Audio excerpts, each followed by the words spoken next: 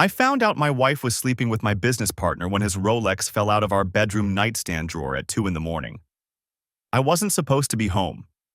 I was supposed to be in Phoenix closing the Westbrook deal, the one that would have made our architecture firm the biggest in Colorado. Instead, I was standing in my own bedroom at 2 a.m. on a Tuesday, watching a $60,000 watch clatter onto our hardwood floor while my wife, Jessica, stood frozen in the bathroom doorway. "Tyler, Don't!" I picked up the watch, turned it over. The inscription on the back read, "To Derek, all my love, Amanda."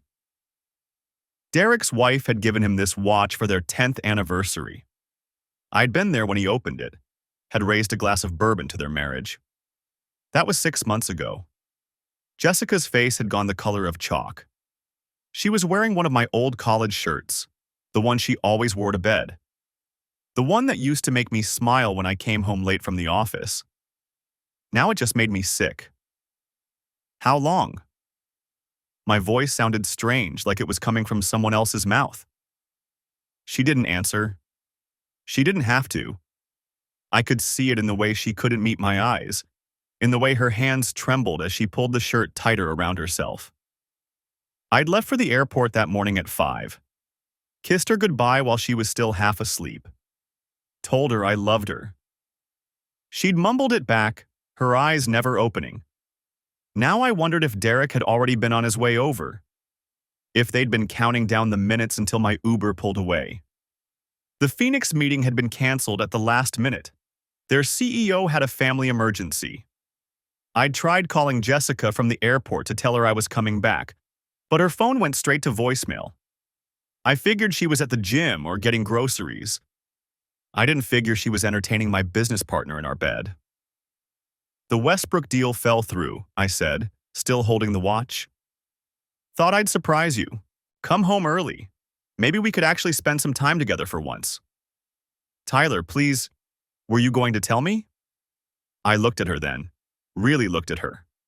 7 years of marriage, 2 kids sleeping down the hall, Emma, who just turned 6, and Jake, who was 4. We'd built a life together. Or at least I thought we had. "It's not what you think," I laughed. It came out harsh, bitter. "Really?" "Because I think my wife has been sleeping with my business partner. I think his watch is in our bedroom because he's been here. In our house. In our bed. While our children were sleeping 20 feet away." She flinched like I'd hit her. Good. I wanted her to feel something. Anything close to what was tearing through my chest right now. "How many times?" I asked. "Tyler, how many times?" "I don't know." "You don't know?" I turned the watch over in my hands. "You don't know how many times you've betrayed your husband, your children, your family. You just lost count. It wasn't supposed to happen." Her voice cracked. It started at the office party in March. We'd both been drinking, and you were so focused on work, and he was just there." March. 5 months ago. 5 months of lies. 5 months of coming home to her smile, her kisses, her telling me about her day while she edited out the parts where she was sleeping with Derek. "Where's his car?" I asked suddenly. "What?" "His car. Where is it?" "I didn't see it in the driveway." She looked away. "He parks it at the trailhead, 2 blocks over." Of course he did. They'd thought this through, planned it, made sure the neighbors wouldn't see his BMW sitting in our driveway while I was out of town. Made sure there'd be no questions, no suspicions. I wondered how many times I'd driven past his car on my way home, never knowing it meant he was in my house, in my bed, with my wife. "Does Amanda know?" I asked. Jessica shook her head. "Does anyone know?" "No? Tyler, please, we need to talk about this. We're done talking." I pocketed the watch and walked past her, out of the bedroom. She followed me down the stairs, whispering urgently, trying to keep her voice down so she wouldn't wake the kids. "Where are you going?" "Out." "Tyler, you can't just leave. Watch me." I grabbed my keys from the bowl by the front door. My hands were shaking so badly I almost dropped them. What about Emma and Jake? Jessica's voice rose slightly. You're just going to leave them here? I turned back to her. They're with their mother, who, last I checked, is you. Or did you forget about them too while you were busy sleeping with Derek? That's not fair. Fair? The word came out like a gunshot. You want to talk to me about fair? I've spent the last 7 years building a life for us, working 16-hour days so you could stay home with the kids like you wanted. So we could afford this house, those private schools, those family vacations to Hawaii. And you repay me by sleeping with the one person I trusted most in the world besides you. I walked out before she could respond. Got in my car and drove. I didn't have a destination. I just drove through the empty Denver streets, watching the city blur past my windows. At some point, I ended up in a hotel parking lot downtown, the Marriott on Welton Street. I checked in with my emergency credit card, the one I kept for business trips, and rode the elevator up to the 8th floor. The hotel alarm clock glowed 3:47 a.m. when I pulled Derek's Rolex from my jacket pocket. $60,000 of Swiss engineering, Amanda's inscription still legible on the back. To my love, forever, A. Forever had lasted about 8 years before Derek decided to test drive my wife. I set it on the nightstand and stared at it. The watch would go to Amanda. She deserved to know what her husband's forever actually meant. But first, I needed to understand the full scope of what I was dealing with. 5 months. Jessica had said it started in March, at the office party where we'd celebrated landing the Riverside development contract. I'd left early that night. Emma had a fever, and Jessica had stayed to network with the partners' spouses. Now I wondered what else had happened while I was building our future. I opened my laptop and logged into our joint bank account. The statements loaded slowly, each line item a potential clue I'd been too trusting to notice before. There. March 15th, a charge at Bloom and Petal, a florist I'd never heard of. $63. I hadn't sent her flowers that week. I would have remembered. I pulled up her credit card next. More florists, garden supply stores.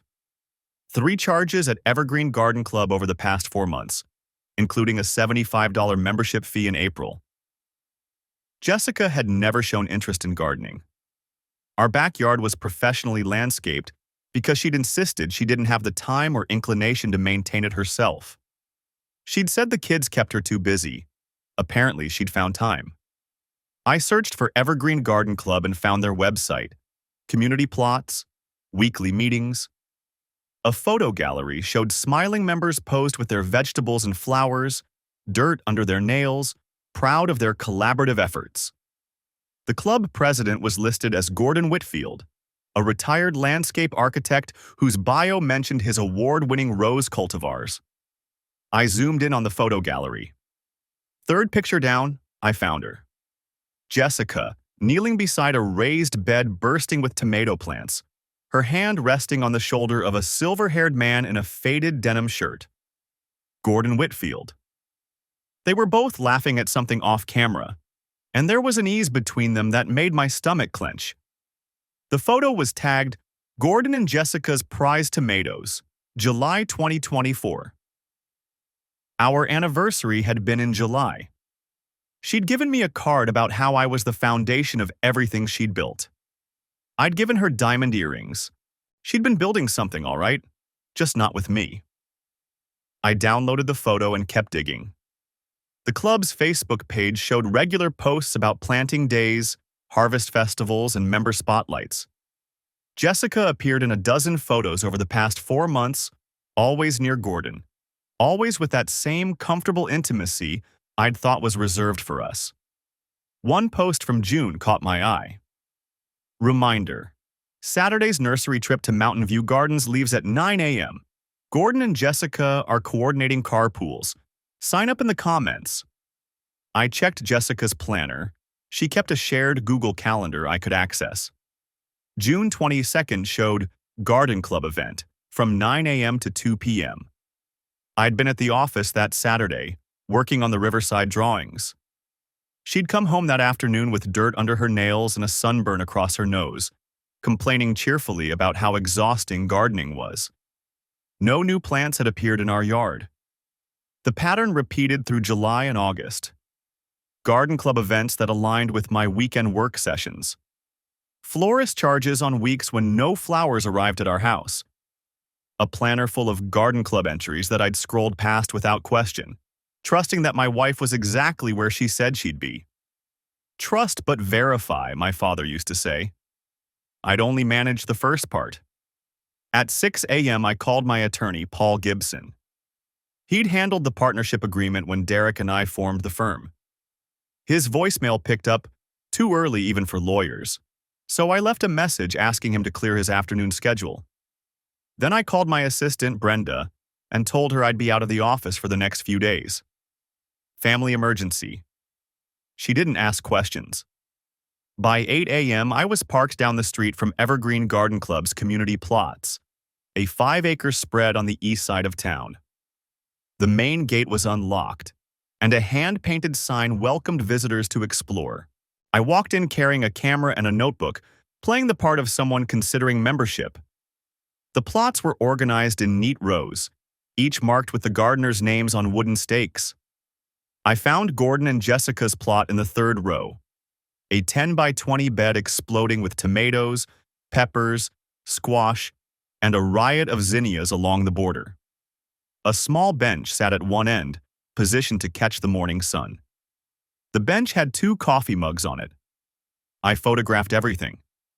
The nameplate, the thriving plants, the bench with its cozy implications, the hand-painted sign that read, Gordon and Jessica's Growing Paradise, with a heart dotted above the I in paradise. Beautiful, isn't it? I turned to find an elderly woman in a wide-brimmed hat, pruning shears in hand. Her plot bordered Gordon and Jessica's, overflowing with sunflowers. It is, I said carefully. I'm thinking about joining. Wanted to see what members actually accomplish. Oh, you should definitely join. We're a friendly bunch. She gestured toward Gordon and Jessica's plot. Those two are our star team. Gordon's been a member for years, but Jessica's only been coming since spring. You'd never know she was new. She's got quite the green thumb. And they work so well together. They seem close, I said, keeping my voice neutral. Thick as thieves, the woman agreed cheerfully. They're here every Tuesday and Thursday morning plus most Saturdays. Gordon brings the coffee, Jessica brings homemade muffins. It's adorable, really. His wife passed a few years back, and I think the companionship has been good for him. Jessica's husband works a lot from what she's mentioned. Long hours. The muffins Jessica made on Monday nights, claiming she was trying new recipes for the kids' lunches. They take trips together too, right? I asked. To nurseries? Oh yes, they're our unofficial procurement team. They've got an eye for unusual varietals. Last month they drove all the way to Boulder for heritage tomato starts. She leaned in conspiratorially. Between you and me, I think there might be some blooming romance there, if you know what I mean. The way they look at each other when they think no one's watching. My hand tightened on the camera. That's sweet. Isn't it? Lord knows they both deserve some happiness. Life's too short to spend it alone, that's what I always say. I thanked her and moved on, photographing other plots, chatting with 3 more gardeners who all mentioned Gordon and Jessica's partnership with knowing smiles and gentle innuendo. One man said he'd seen them holding hands while selecting seedlings at Mountain View Gardens. Another woman mentioned how Jessica had blushed when Gordon complimented her sundress in July. By noon, I had 17 photos, 4 recorded conversations on my phone, and a timeline that made Jessica's planner look like a love letter written in gardening code. I sat in my car and called Paul Gibson. Tyler, he answered. Got your message. What's going on? I need a divorce attorney, I said. The best one you know. And I need to understand my options for dissolving a business partnership. Silence. Then, Jesus, is this about Derek? You knew. No, Paul said quickly. But I've seen you two lately. Tension I couldn't place. I thought maybe creative differences on a project. Creative differences, I repeated. That's one way to put it. He's been sleeping with Jessica since March. Paul exhaled slowly. Christ, Tyler, I'm sorry. Listen, for divorce, you want Diane Foster. She's a barracuda, but she's ethical. For the partnership, that's complicated. Your operating agreement has a morality clause, but invoking it requires proof and board approval. I have proof, I said, and I'm going to get more. I told him about the watch, the garden club, the photos, the gardener testimonies. Paul listened without interrupting, and when I finished, he was quiet for a long moment. You're building a case, he said finally. I'm protecting what's mine, I corrected. My kids, my house, my business. Derek doesn't get to blow up my life and walk away with half of everything I've built. Diane can see you tomorrow at 10.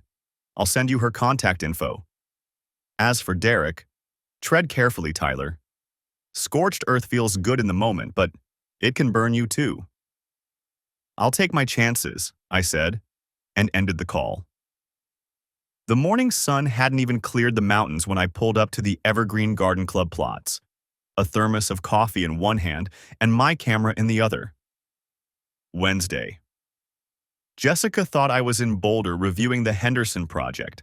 Actually, I delegated that to my associate yesterday and cleared my entire week. I'd parked 3 blocks away, approaching on foot through the adjacent nature trail. The community garden sprawled across 2 acres of terraced beds, each plot marked with hand-painted signs. Tomatoes climbed their cages.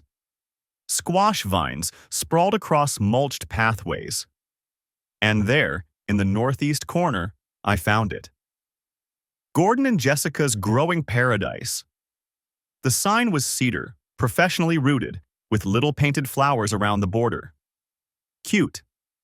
The bed itself stretched 10 feet by 20, bursting with late summer vegetables and flowers I couldn't name. Someone had built a small arbor at one end, roses climbing the lattice. 2 garden stools sat beneath it, positioned close together. Very close together. I settled behind a cluster of sunflowers in the neighboring plot, abandoned, according to the faded sign, and waited. The camera had a decent zoom lens. I'd bought it yesterday specifically for this, telling the Best Buy clerk I wanted to photograph wildlife. Technically true. At 7:15, Gordon arrived. Late 60s, maybe early 70s, with the kind of lean build that came from physical labor rather than gym memberships. Silver hair, weathered face, dirt-stained khakis.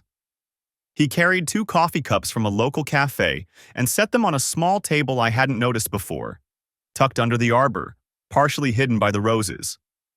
He checked his watch, smiled, started working on the tomatoes, humming something I couldn't quite hear. At 7:30, Jessica's SUV pulled into the gravel lot. My wife climbed out wearing clothes I'd never seen before. Not her usual yoga pants and oversized t-shirts. These were fitted jeans that actually fit. A green tank top that showed off arms I'd forgotten were toned. A wide-brimmed sun hat that probably cost more than our grocery bill. She'd done something different with her hair. She looked happy. The realization hit like a punch to the gut. I couldn't remember the last time I'd seen her look that happy. Certainly not when she looked at me. Gordon straightened when he saw her, his whole face lighting up.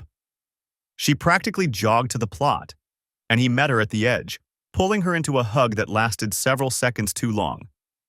Not a friendly pat on the back.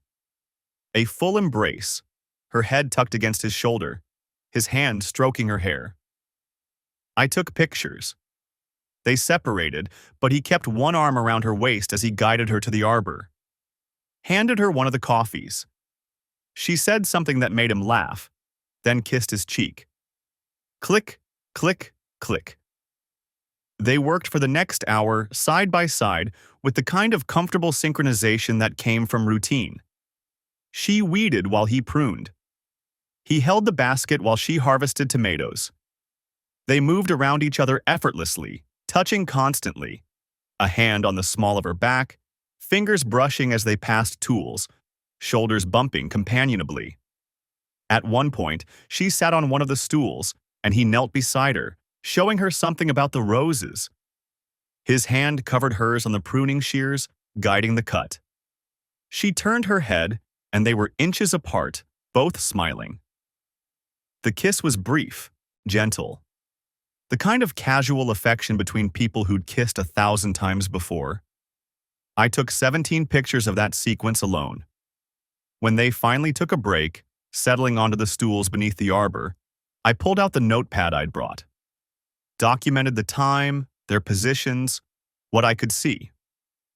Gordon had his arm around her shoulders. Jessica had her hand on his knee. They sat there for 20 minutes, just talking, drinking their coffee, looking at their garden like it was the most important thing in the world, like they were the most important thing in each other's worlds. At 9:30, an older woman approached their plot. Gray hair in a bun, purple garden gloves, friendly smile. "Morning, you two. Looking lovely as always." "Morning, Ruth," Jessica called back, not moving from Gordon's side. "How's your squash coming?" "Prolific. I'll never eat it all. You want some?" "We'd love some," Gordon said, squeezing Jessica's shoulder. "We'll trade you tomatoes." Ruth laughed. "Deal. You two are the sweetest couple here. Gives us all hope seeing you so happy together." Couple. Jessica didn't correct her. Neither did Gordon.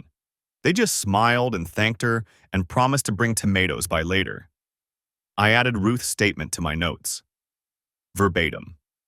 Over the next 2 hours, 3 more gardeners stopped by. Every single one referred to them as a couple. Every single one commented on how wonderful they were together, how inspiring, how sweet. One elderly man actually said, "Reminds me of my late wife and me when we were courting." Jessica and Gordon accepted every comment with smiles and thanks. Never once did my wife mention that she was married, that she had a husband, that she had 2 children at home who thought mommy was just making friends at her gardening club. At 11:45, they packed up. Gordon walked her to her SUV carrying her basket of vegetables. At her car, he pulled her close again, kissed her forehead, then her lips, longer this time. She had her arms around his neck. I got pictures of that too. After she drove away, I waited 15 minutes, then approached Gordon's plot. He was back at work, deadheading some flowers near the arbor. "Beautiful garden," I said. He looked up, smiling that same warm smile. "Thank you. My partner and I have put a lot of work into it." "Partner?" "Jessica. Wonderful woman. We've been working this plot together since April." Pride filled his voice. "She's really come into her own as a gardener. Natural talent." "She comes often?" 3 times a week, usually. Tuesdays, Thursdays, Saturdays. Though we try to meet for coffee on Sundays too, when we can. He gestured to the stools. "Sometimes we just sit and enjoy what we've built together. That's the real joy of gardening. Sharing it with someone special." "Sounds like you two are close." His smile softened. "Very. I lost my wife 3 years ago. Thought I'd never feel that kind of connection again. Then Jessica joined the club and..." He shrugged, looking almost bashful. "Life surprises you sometimes. She's brought light back into my world." My hands clenched in my pockets. "That's really something. She's lucky to have found you." "I'm the lucky one." He returned to his flowers. "You thinking about joining the club? We're always happy to welcome new members." "Just visiting the area, but thanks. Your garden really is impressive." I walked away before I said something I'd regret. Before I did something I'd regret. Back at my car, I sat for 10 minutes, just breathing. Processing. The camera felt heavy in my lap, full of evidence that my wife had built an entire relationship, an entire life, separate from our marriage. A life where she was someone's partner. Someone's light. Someone's second chance at happiness. Someone who wasn't me. My phone buzzed. Paul Gibson. Tyler, got news. Diane Foster can meet you tomorrow at 2. She's reviewed the preliminary information I sent. The financial records, the timeline. She wants to move fast. Good. There's something else. I did some digging on Gordon Whitfield. Retired landscape architect, widower, owns his home outright. No criminal record. By all accounts, a decent guy. I don't care if he's a saint. He's sleeping with my wife. Understood. But Diane will want to know, are you planning to name him as a co-respondent? Colorado doesn't require it for no-fault divorce, but if you want to pursue alienation of affection, Colorado abolished that in 1979. Right. So the question becomes, what's your goal here? Quick divorce with favorable terms, or maximum exposure? I looked at the camera, at the garden club in my rearview mirror, at the notes documenting every witness who'd called them a couple. Both, I said. I want this done fast, and I want everyone to know exactly what she did. Derek, Gordon, whoever else might be in the picture. I want the truth out there. The club has a monthly meeting, right? Public event? Saturday, 2 days from now. Paul was quiet for a moment. Bring everything to Diane tomorrow. Photos, statements, financial records, the timeline. Let her build the strategy. But Tyler, be sure about this. Once you go public, there's no walking it back. I'm sure. I'd never been more sure of anything in my life. The photographs were damning. I'd printed them on glossy paper at a copy shop across town where nobody knew me. Jessica and Gordon with their arms around each other's waists. Jessica kissing his cheek while he smiled like he'd won the lottery. The two of them kneeling side by side in the dirt with their hands intertwined over a tomato plant. In one shot, Gordon's hand rested on the small of her back in a way that spoke of familiarity, of ownership. I had 20 copies of each in a manila folder on my passenger seat. Saturday morning arrived with the kind of crystalline sunshine that made everything look sharper, more real. I'd barely slept. The hotel room had become a war room, printouts spread across the desk, my laptop open to bank statements, Jessica's planner photographed and annotated. Diane had called it comprehensive. I called it survival. The Evergreen Garden Club met at 9. I arrived at 8:30 and parked 3 spaces down from Gordon's truck.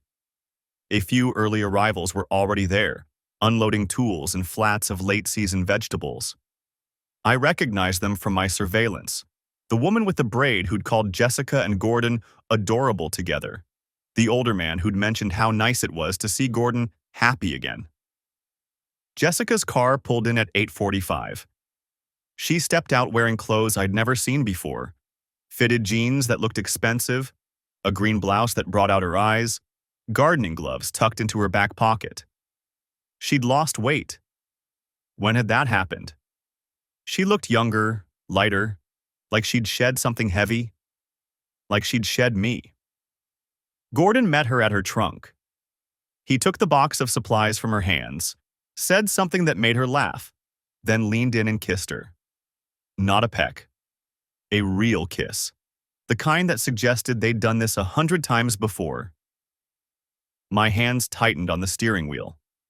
They walked to the plot together, his hand finding the small of her back again. That gesture. I'd done that once, guided her through crowds, steadied her on uneven ground. Now it belonged to him.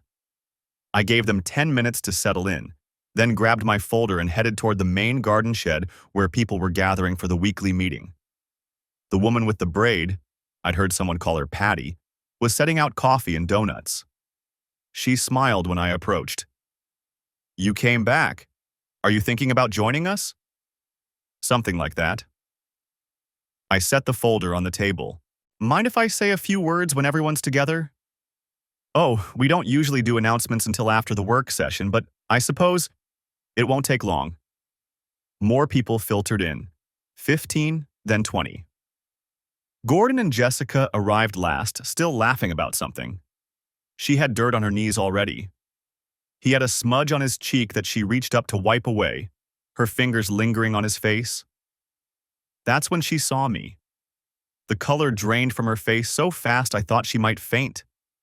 Her hand dropped from Gordon's cheek. Her mouth opened, closed, opened again. "Tyler?" Her voice came out strangled. The conversations around us died. 20 pairs of eyes swiveled between Jessica and me. Gordon stepped forward, protective. "Can I help you with something?" "You already have."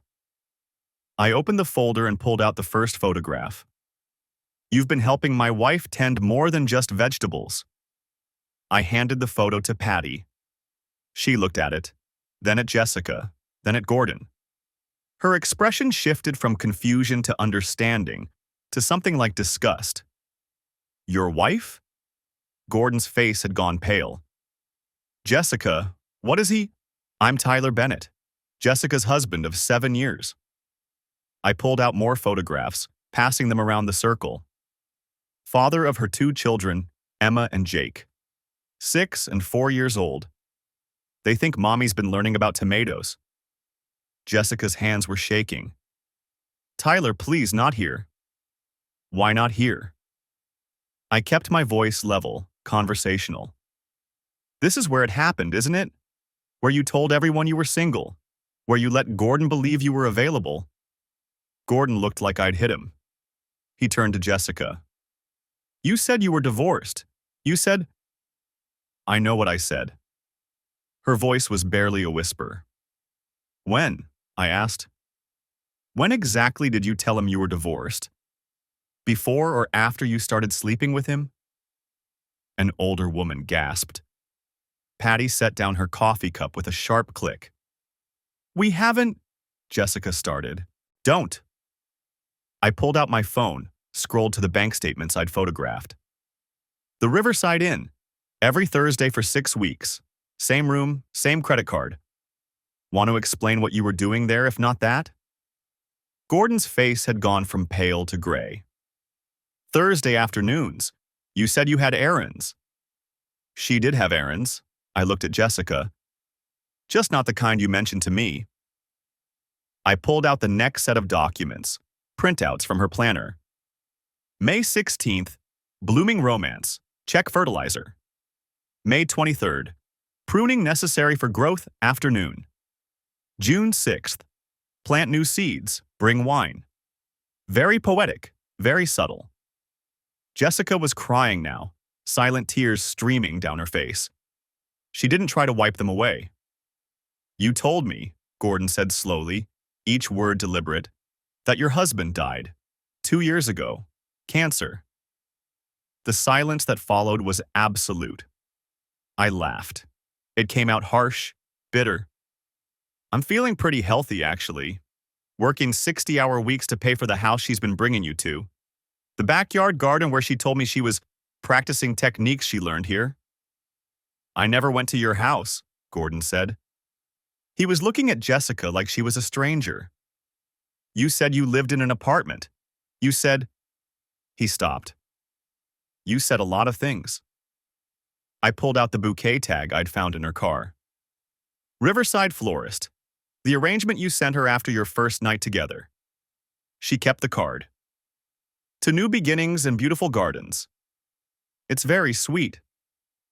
Patty took the card from my hand, read it, then passed it along. The circle of gardeners studied each piece of evidence like they were examining specimens under glass. "How long?" Gordon asked Jessica. His voice had gone flat. She didn't answer. "How long have you been lying to me?" "Since April," I supplied. "That's when she joined the club. Told me she wanted to learn about sustainable gardening. Came home with dirt under her nails but never any plants. I thought it was odd, but I trusted her." I looked at Jessica. Last I checked, trust was supposed to mean something. "Tyler, please." She reached for me. I stepped back. "Don't. The children are with my mother. They don't know yet that mommy's been playing house with a stranger while daddy worked to keep the real house running." Gordon sat down heavily on one of the benches. He looked older suddenly, the light that had been in his face when he'd greeted Jessica completely extinguished. "I'm a widower," he said to no one in particular. "My wife died 3 years ago. Lung cancer. I thought—" He stopped, swallowed. "I thought I'd found something real." "You found my wife," I said. "Very real. Very married." Patty had been reading through the bank statements. "These hotel charges, they're all on Thursdays." "Garden Club meets on Saturdays," the older man said slowly. "Exactly." I looked around the circle. "How many of you saw her here on Thursdays?" Silence. "Right. Because she wasn't here. She was at the Riverside Inn with Gordon, telling him whatever story kept him interested while telling me she was learning about companion planting." Jessica's face was blotchy now, her eyes swollen. "You don't understand? Then explain it." I crossed my arms. "Explain it to all of us. Explain how you told your husband you were at Garden Club while you were in a hotel room. Explain how you told your boyfriend you were a widow. Explain how you justified lying to everyone in your life." She opened her mouth, closed it, looked at Gordon, then at me, then at the ground. That's what I thought. I gathered the photographs and documents back into the folder, leaving one set on the table. "You can keep those. Evidence of what kind of person tends your plots." I looked at Jessica. "You're done here. Pack up your tools. You won't be coming back. You can't watch me." I turned to Gordon. "I'm sorry you got caught in her mess. My lawyer will be in touch about the hotel charges. She used our joint account." Then I looked at Patty and the others. "I'd appreciate it if she's not welcome here anymore, but that's your decision." Patty's expression was granite.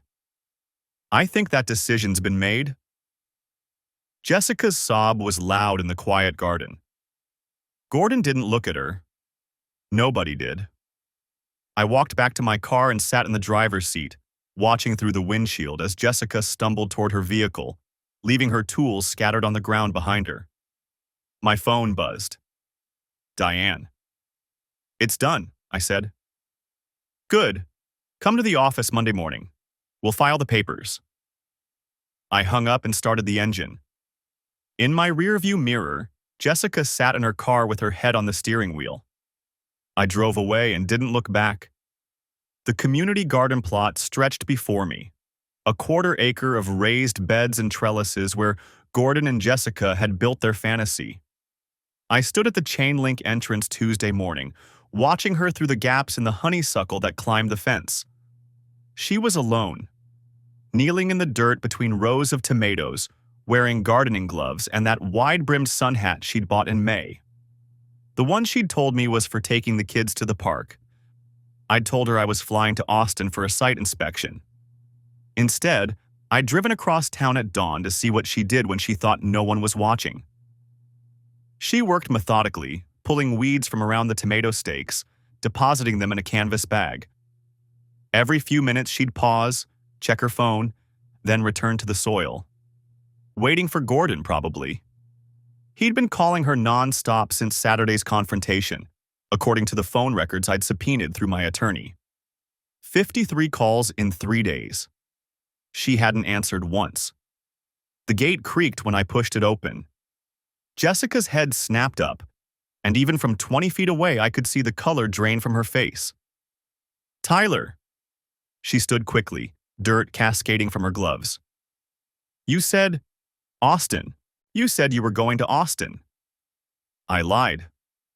I walked down the gravel path between plots. Other gardeners worked nearby, a woman pruning roses 3 beds over, an elderly man watering lettuce near the tool shed. "Figured I'd see what you've been growing all these months." She pulled off her gloves, fingers trembling. "I can explain." "Can you?" I stopped at the edge of their plot. Someone had hammered a wooden sign into the ground. Gordon and Jessica's Growing Paradise. Hand-painted letters, little flowers decorating the corners. Because I'd love to hear how you explain this. The plot was impressive, I had to admit. Neat rows of vegetables, flowering herbs along the borders, a small arbor covered in climbing beans. They'd built something together, something real and growing and alive, while our marriage rotted in the dark. Gordon made the sign, she said quietly. I told him we should take it down, but he was so proud of. You told him you were a widow. I crouched down, examining a tag tied to one of the tomato plants. Cherokee purple, planted May 14th. You wore your wedding ring to the garden. Let him think your husband was dead. I never said you were dead. I said I was widowed, and he assumed. Semantics. I stood, brushing dirt from my hands. You built a whole life here. Thursday afternoons at the Riverside Inn, Sunday morning garden sessions, Wednesday evening watering dates. The other gardeners thought you two were adorable. Did you know that? I talked to them. They said you were so devoted to each other. Jessica's face had gone chalk white. You talked to the other gardeners?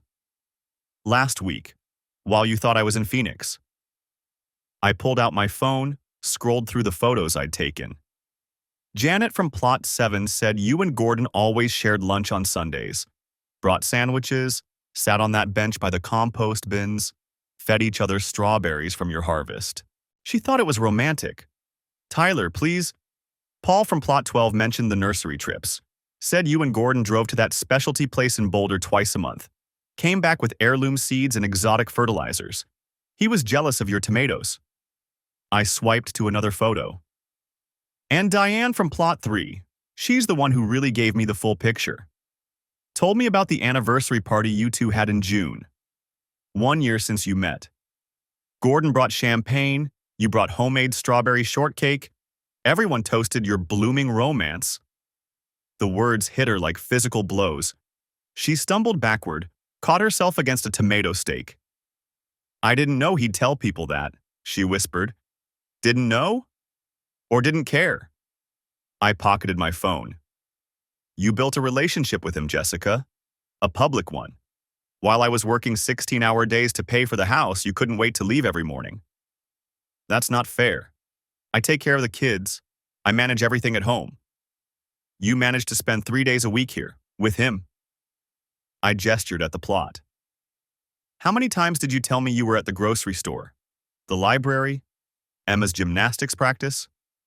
She didn't answer. I walked along the edge of their plot, cataloging what they'd grown together.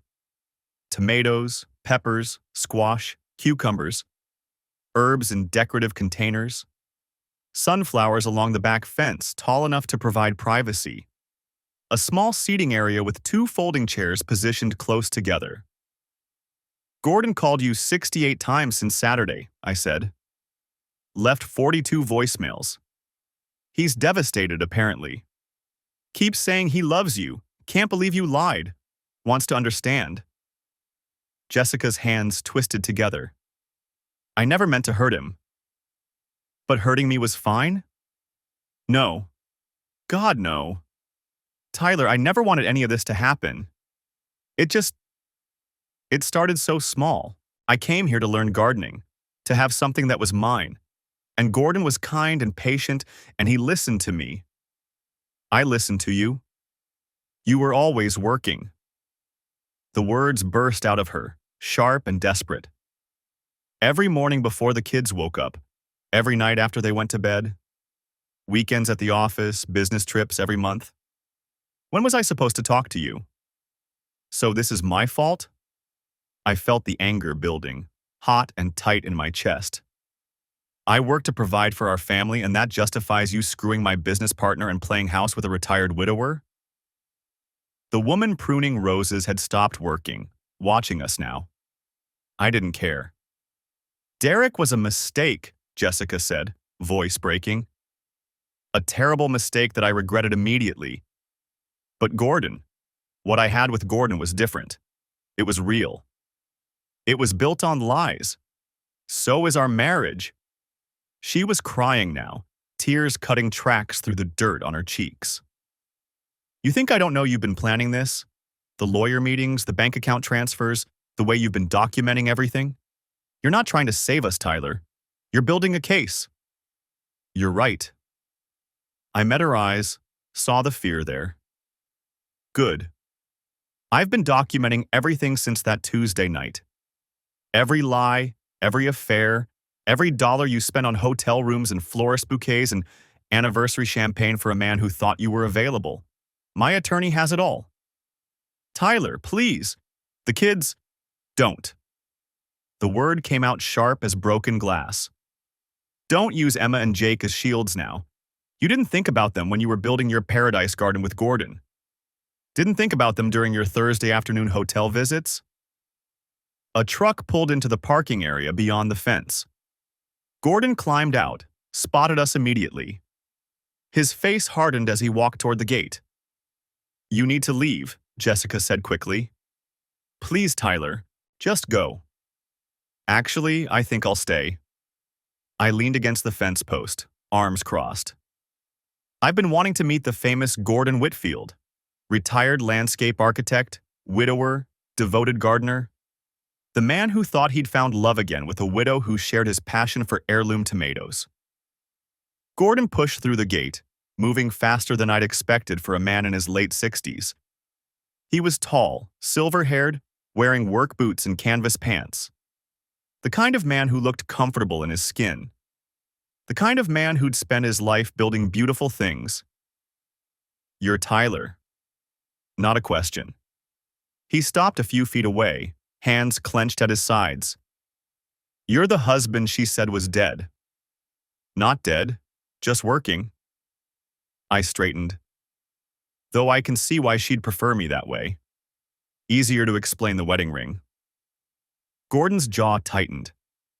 She told me she was widowed, that her husband died in a car accident 3 years ago, that she was finally ready to move forward, to find happiness again.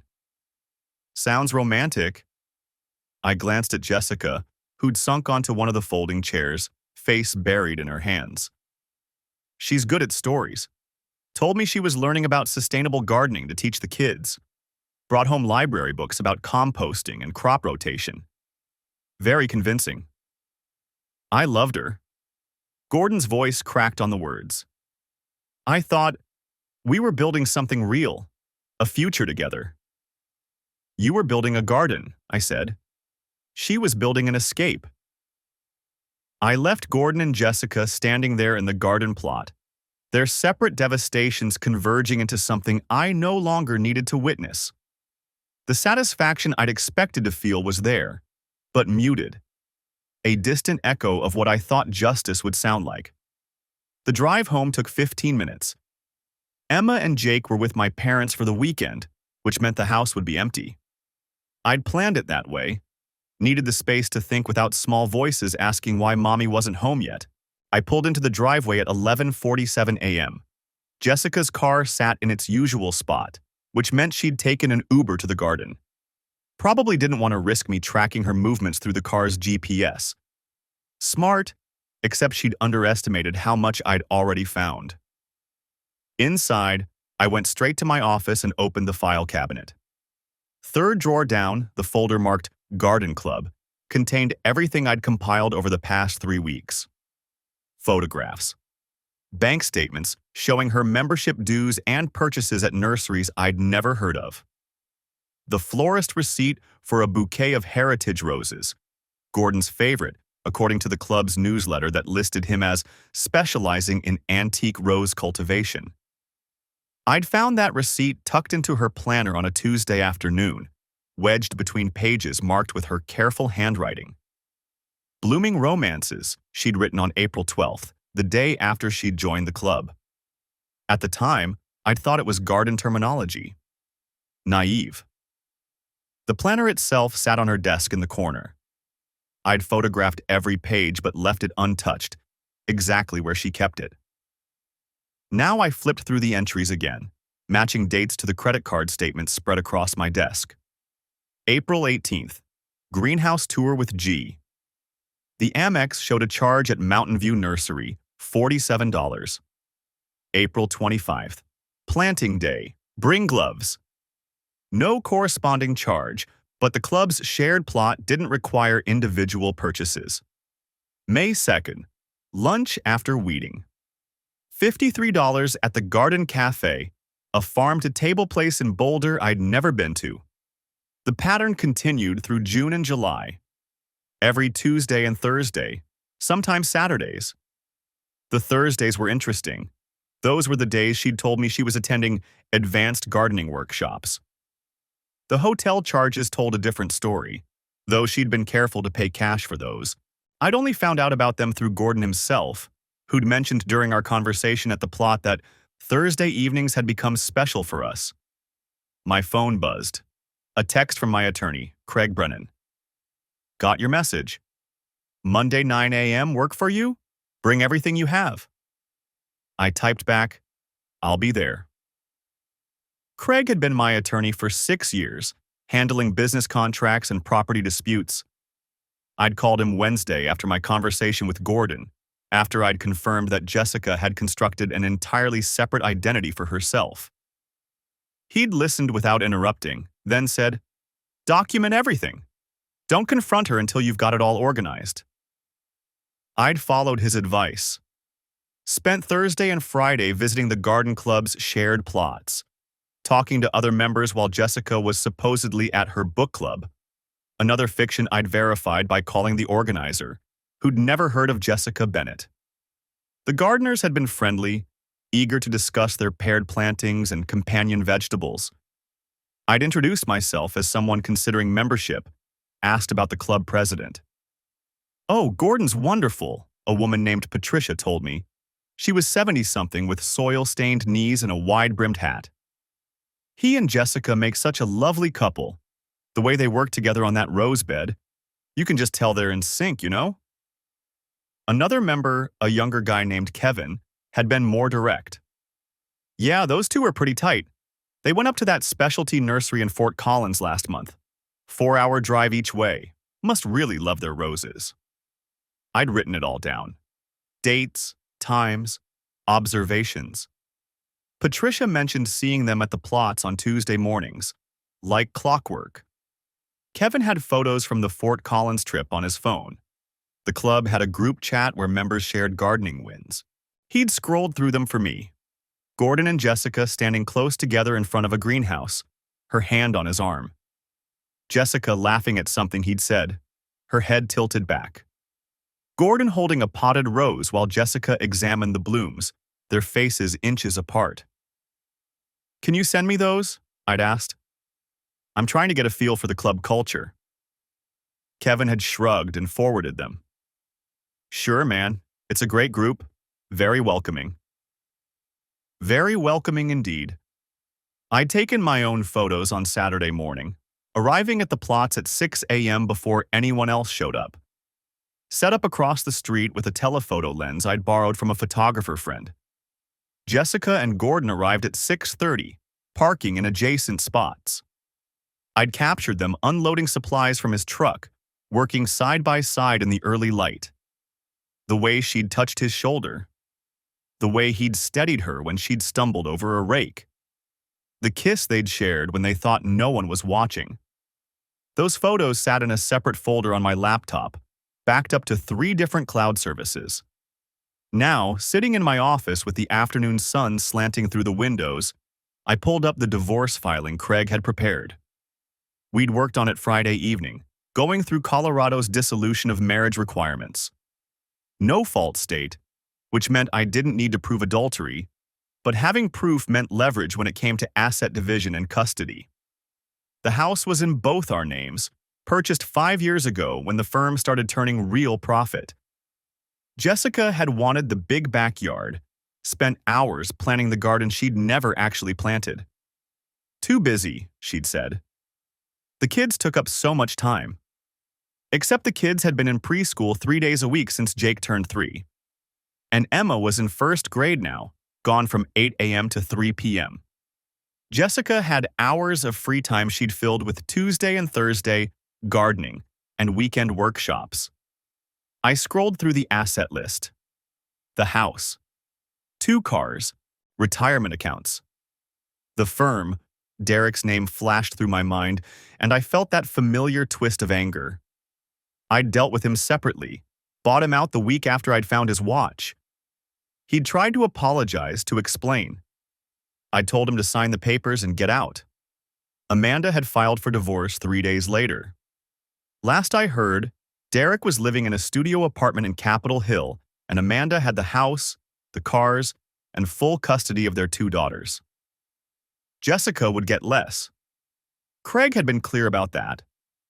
Colorado favored equal division of marital assets, but judges had discretion when one party had engaged in economic waste. Spending marital funds on an affair qualified.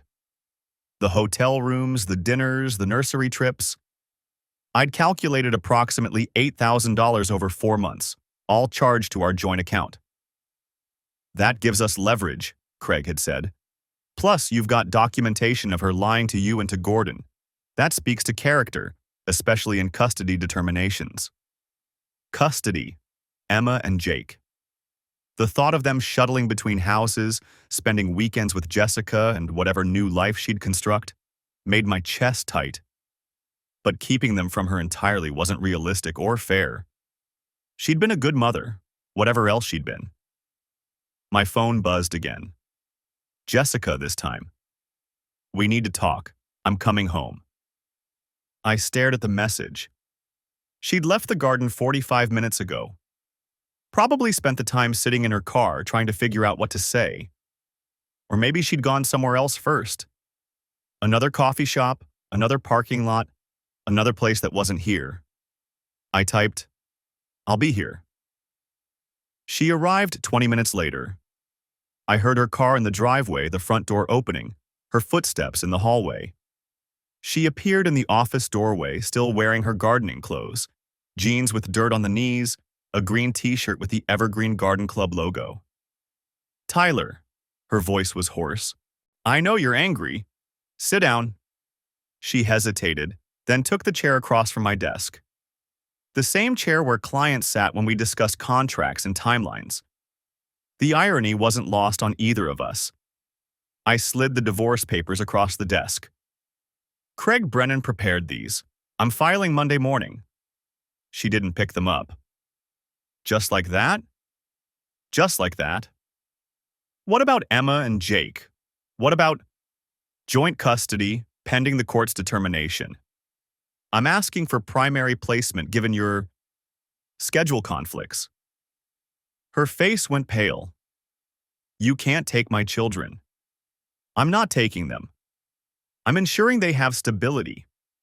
You can explain to the judge why you spent the last 4 months building a relationship with a man you told was a widow while your actual husband worked 60-hour weeks to support this family." "It wasn't like that." "No. What was it like, Jessica? Help me understand." She looked down at her hands. Dirt still caked under her fingernails. "I felt invisible. You were always working, always at the office. The kids needed me, but I needed something for myself. So you joined a garden club." "Yes." "And started sleeping with the president." Her silence was answer enough. I leaned back in my chair. "Here's what's going to happen. You're going to move out by next weekend. My parents will keep the kids until we've established a temporary custody arrangement. You'll get the Camry and half the savings account. I keep the house." "The house is half mine." "The house you wanted so you could have a garden you never planted? That house?" I pulled out another sheet of paper. "I had it appraised Wednesday. Market value is $460,000. You've got about $8,000 in provable affair-related expenses charged to our joint account. Craig thinks we can argue for an unequal division based on economic waste. You take the car and savings, I keep the house. We call it even." "That's not fair." "Fair." The word tasted bitter. "You want to talk about fair?" She stood up. "I made a mistake, I know that. But destroying everything we built, you destroyed it. I'm just cleaning up the mess." She stared at me for a long moment, then picked up the divorce papers. "I'll have my own attorney look at these." "Do that. Craig's number's on the first page if they want to talk. She walked to the door, then turned back. For what it's worth, I never meant to hurt you. But you did it anyway.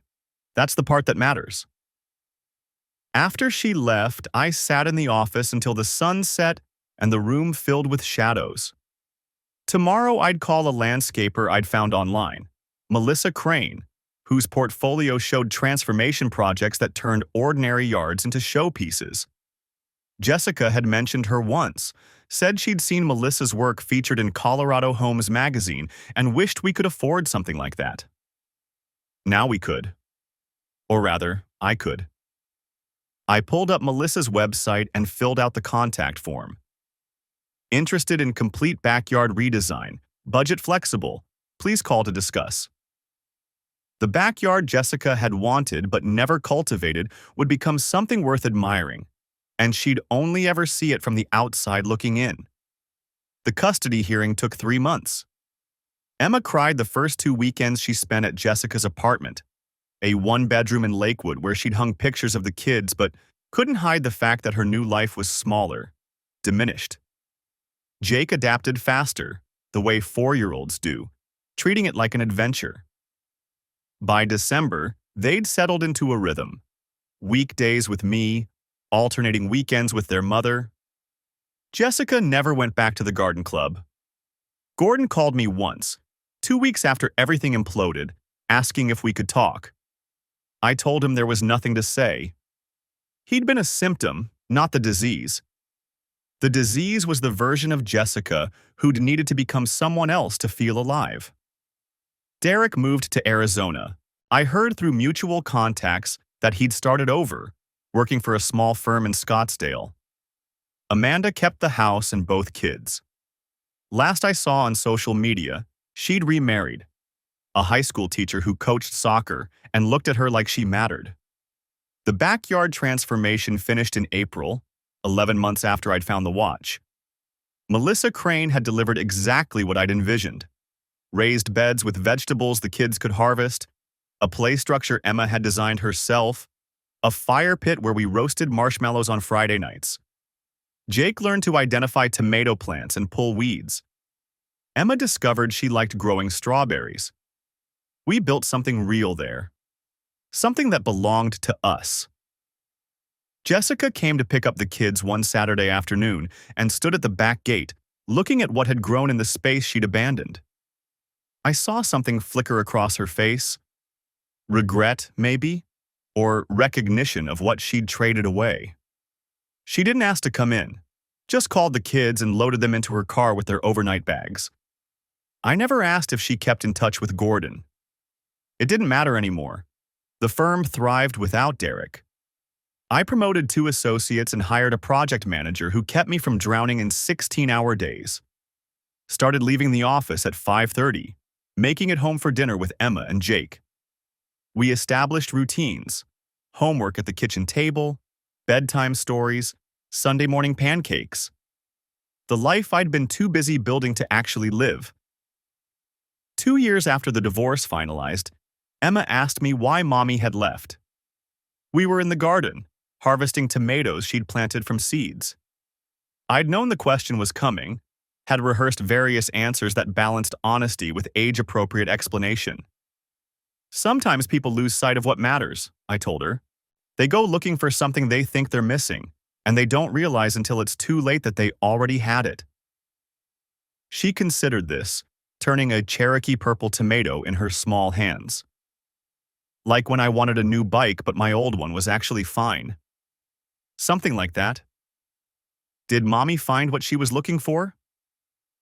I thought about Jessica's apartment, her part-time job at a nonprofit, the careful way she navigated her weekends with the kids, present but diminished, like she was playing a role she'd forgotten how to inhabit fully.